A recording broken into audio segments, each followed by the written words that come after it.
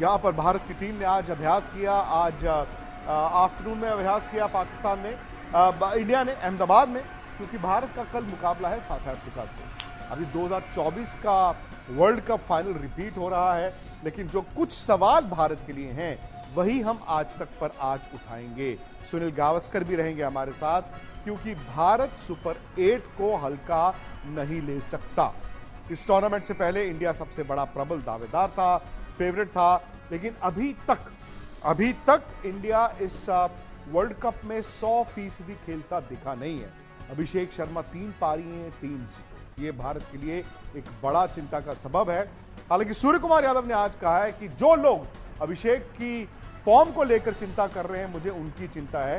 यानी कि टीम तो कॉन्फिडेंट है, लेकिन बात वही है कि कल का वो दिन होगा, कल की वो शाम होगी जहां पर अभिषेक का एक्स फैक्टर दिखेगा। कई और सवाल है भारत के सामने, मसलन लेफ्ट हैंडेड 6 बल्लेबाज हैं। आमतौर पर जब भारत की रणनीति बन रही थी T20 की, भारत अच्छी पाटे विकेटों पे खेल रहा था, 250 रन बना रहा था, तो ये जो 6 लेफ्ट हैंडर्स थे भारत की ताकत थे। अब इस वर्ल्ड कप में क्या हुआ है, थोड़ा सा स्लो पिचेस आई हैं, स्पिनर को मदद मिल रही है, स्पेशली सामने वाली टीमों ने ऑफ स्पिनर्स का इस्तेमाल किया है। और यहां पर सवाल आ जाता है कि क्या वो लेफ्ट हैंडर्स जो 6 भारत के हैं, कहीं वो भारत की ताकत की बजाय कमजोरी तो नहीं हो गए। लेकिन कई ऐसे सवाल हैं। सनी भाई मेरे साथ हैं। सनी भाई, सबसे बड़ा सवाल मैं आपसे यही जानना चाहता हूं कि हो गया लीग अब, क्योंकि सुपर 8 है, South Africa, Zimbabwe, West Indies, कम से कम 2 मैच इंडिया को जीतने हैं। मैं ये नहीं कह रहा हूं कि इंडिया को 2 ही जीतने हैं, अच्छी टीमें तो तीनों जीतती हैं, लेकिन क्या ये इस वर्ल्ड कप का अब तक का सबसे बड़ा मुकाबला है?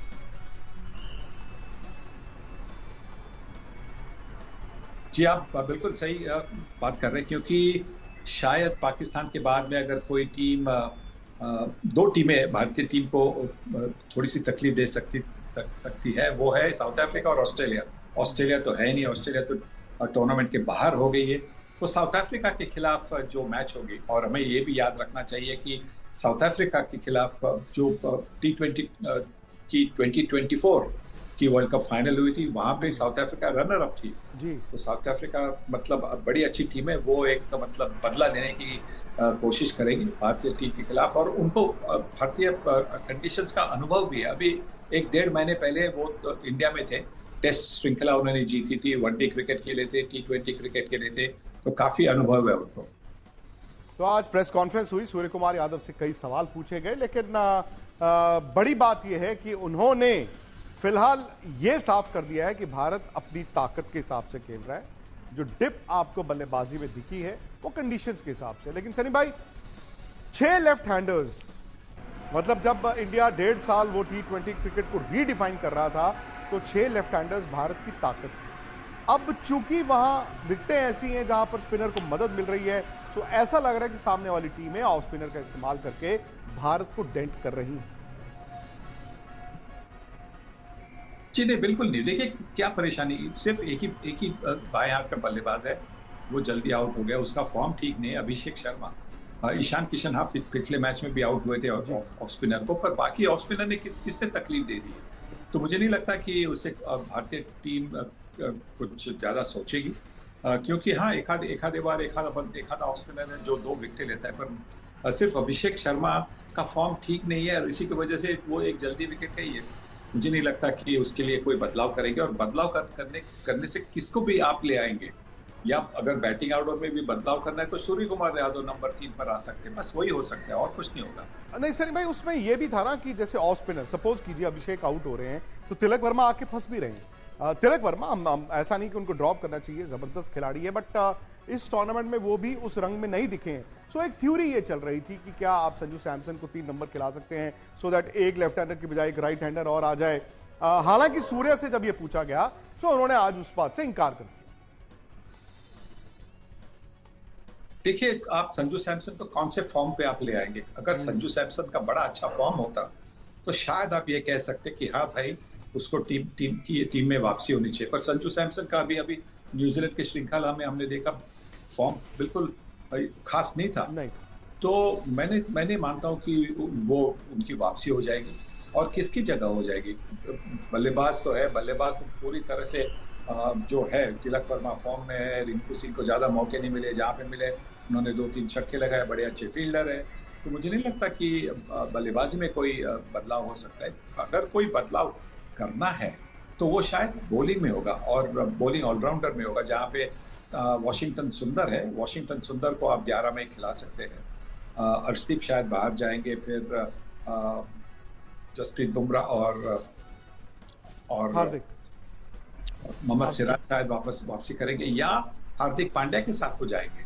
और बाकी जो स्पिनर है अक्षर पटेल और वरुण चक्रवर्ती और वॉशिंगटन सुंदर, ये आपकी बॉलिंग लाइनअप हो सकती है। सनी भाई, इंडिया अगर इंडिया में खेल रहा हो तो भाई सामने जो मर्जी टीम आप ले आए, हमेशा ये कहा जाता है कि इंडिया को इंडिया में रोकना बड़ा मुश्किल होता है। लेकिन इस वर्ल्ड कप में ये देखें ना, जहां पर थोड़ा सा पिचेस ग्रिप हो रही है, टर्न हो रहा है, वहां पर इंडिया स्ट्रगल कर रहा है। तो उस लिहाज से मैं आपसे कल के मैच के बारे में जानना चाहता हूं, उस नजर से कल के मैच को देखना चाहता हूं। देखिए, मैं आशा करता हूं कि भारतीय टीम जीत जाएगी, पर आसान नहीं बनेगा। पर यह भी आशा करता हूं कि भारतीय कप्तान जो है, क्योंकि फील्डिंग से मुझे लगता है बहुत फर्क पड़ेगा। साउथ अफ्रीका की टीम की तो फील्डिंग बेहतरीन होती है हमेशा, एक आधा फील्डर है उनका जो थोड़ा सा कमजोर है। भारतीय टीम के पास शायद 2-3 ऐसे खिलाड़ी है, उनको बाउंड्री लाइन पर आपको नहीं रखना चाहिए।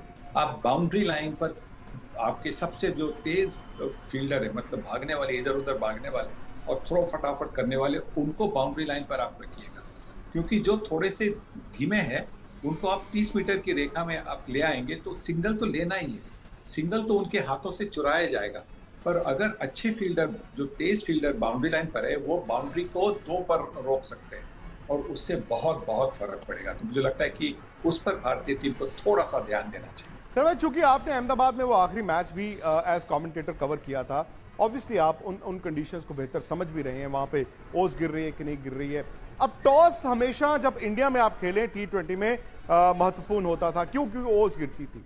अब पता नहीं ओस है कि नहीं है। अब बता रहे हाइब्रिड पिच है, यानी कि ब्लैक सॉइल और रेड सॉइल का मिक्सचर होगा, थोड़ी सी बैटिंग के लिए बेहतर हो सकती है। टॉस जीतकर आप क्या करना चाहते हैं अगर आप कप्तान हो तो? देखिए, भारतीय टीम क्या करना चाहेगी ये मुझे पता नहीं, पर क्योंकि जो 2 दिन पहले मैच हुई थी अहमदाबाद में नीदरलैंड्स के खिलाफ, वहां पे कुछ अर्ध तक थोड़ा सा मतलब ड्यू था, थोड़ी सी ओस थी, पर ज्यादा नहीं, इतनी ज्यादा भी नहीं कि जिससे गेंद बॉलर के हाथों से फिसल जाएगी। तो मुझे नहीं लगता उससे ज्यादा भारतीय टीम सोचेगी। अभी तक तो उन्होंने प्रेफर किया बल्लेबाजी करने के लिए, पर शायद ये भी होगा कि इन्होंने अहमदाबाद में जो 2 दिन पहले मैच हुई, जानबूझकर पहले बल्लेबाजी चुनी, क्योंकि वो अपने गेंदबाजों को एक थोड़ी सी मतलब यूज टू करना चाह रहे कि गेंद गीली हो तो किस तरह से गेंदबाजी की जाए। तो मुझे लगता है शायद वो किया, पर टॉस जीतकर मुझे लगता है कि उनको पहले फील्डिंग करनी चाहिए, इंडिया को फील्डिंग करनी चाहिए, उससे उनको बहुत फायदा होगा। उनके बॉलर्स को आखिर में ऐसे मैच में गेंद गीली होने से तकलीफ नहीं होनी चाहिए, इसलिए पहली फील्डिंग करें तो अच्छा रहेगा। इसका मतलब है कि सनी भाई वहां पर ओस गिरेगी। अगर ओस गिरी तो जाहिर तौर पर टॉस जो है वो थोड़ा सा लॉटरी बन जाता है।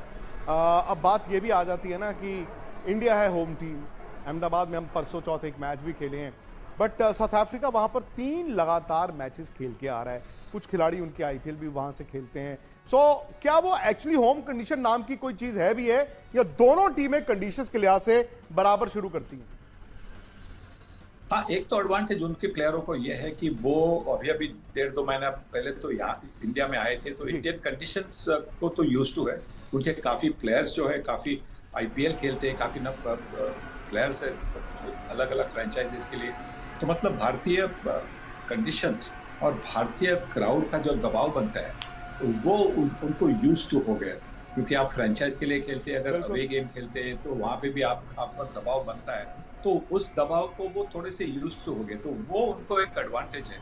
बाकी मैं नहीं मानता हूँ कि और कोई ज्यादा एडवांटेज होगा कि अहमदाबाद में उन्होंने पहले 3 मैचेस खेले, इसका मतलब और ज्यादा एडवांटेज मुझे नहीं लगता कि उनको होगा उसकी वजह से। अगर आपको ये वीडियो पसंद आया हो तो चैनल को सब्सक्राइब जरूर कर देना और बेल आइकन दबा देना, ताकि मेरी हर नई वीडियो की नोटिफिकेशन आपको सबसे पहले मिले। धन्यवाद।